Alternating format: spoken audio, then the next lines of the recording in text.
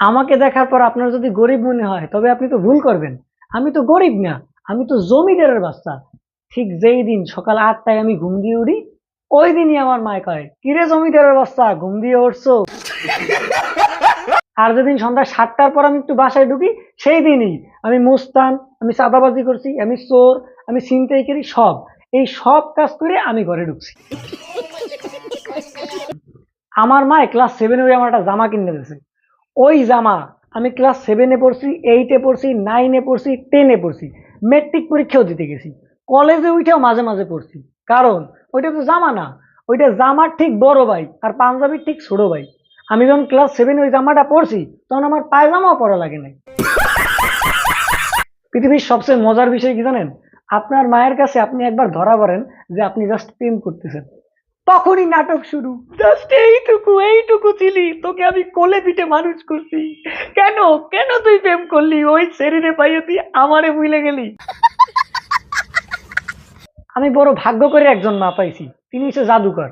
যে কোনো জিনিস হুট করে তার আয়ত্ত নিতে পারে। আমার মায়ের সাথে আমি যদি মার্কেটে যাই, আমার মায়ের কোনো শার্ট পছন্দ করার পর দোকানদারের জিগায়, এই এটার দাম কত? দোকানদার কয়, আপা 1200 টাকা। আমার মায় কয় 200 টাকা। আমি লগে লগে কই, এই মহিলার আমি চিনি না, উনি আমার মা না, উনি কেডা, আইছে কোথা দিয়া? আর তখন যদি দোকানদার কয়, আপা 20 টাকা বাড়া এই শার্টটা নিয়ে যান, তখনই আমি কই, উনি আমার মা, পৃথিবীর সেরা মা, আমার মা পৃথিবীর বেস্ট মা।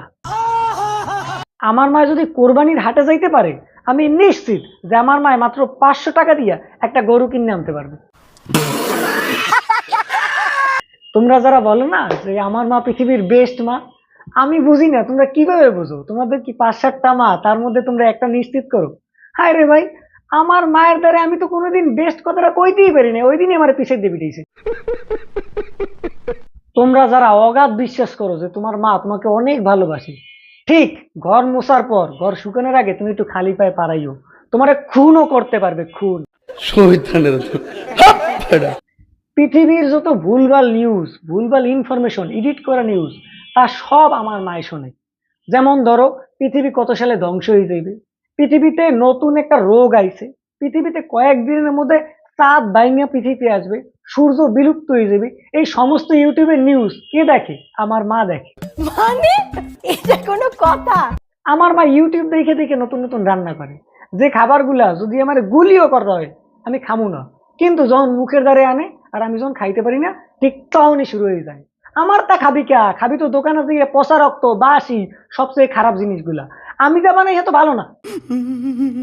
পৃথিবীর সমস্ত মায়ের বিখ্যাত ডায়লগ, তুই আমার পেটে হইছো না আমি তোর পেটে হইছি।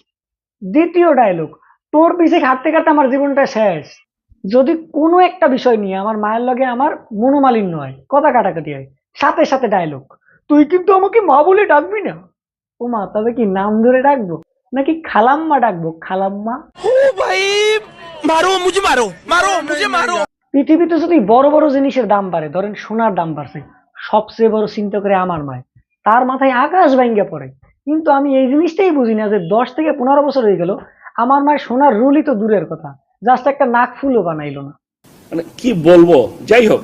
আমার মা আমার সবসময় কয় যে খারাপ বন্ধুদের সাথে মিশবি না, কিন্তু আমি যেই বন্ধুর সাথে মিশি ওই বন্ধুরাই তার কাছে খারাপ মনে হয়। আমি আজ পর্যন্ত আমার মায়ের বুঝাইতে পারলাম না যে মায় যেসব ছেলেদের সাথে মিশতে মানা করে ওইসব খারাপ পোলাপানি আমি। বুঝো না এই ব্যাপারটা।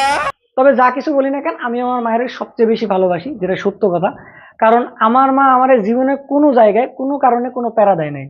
আমি যদি আমি যদি পরীক্ষায় ফেলও করি তখন আমার মা আমার প্যারা দেয় নাই, আমি যদি পরীক্ষায় পাসও করছি তখন আমার মায়ের প্যারা দেয় নাই। আমার মনে আছে আমি যখন ক্লাস 7-এ উঠতাম, আমি উদয়ন স্কুলে সপ্তম স্টারে আমি অঙ্কে ডাবল 0 পাইছি। আমার মায় ওই দিনে আমার কোনো কিছু হয় নাই, মারেও নাই, কোনো মন্দও হয় নাই। ইভেন আমি যে বড় হয়েছি বা এই যে এত দূর আসছি, আমার মায় কোনোদিন আমার কয় নাই যে তোর চাকরি করতে হবে বা টাকা ইনকাম করতে হবে। একটা বারের জন্য এখন পর্যন্ত বলে নাই যে তোর এটা করা উচিত বা কোনো ধরনের চাপ উনি আমার দিছে।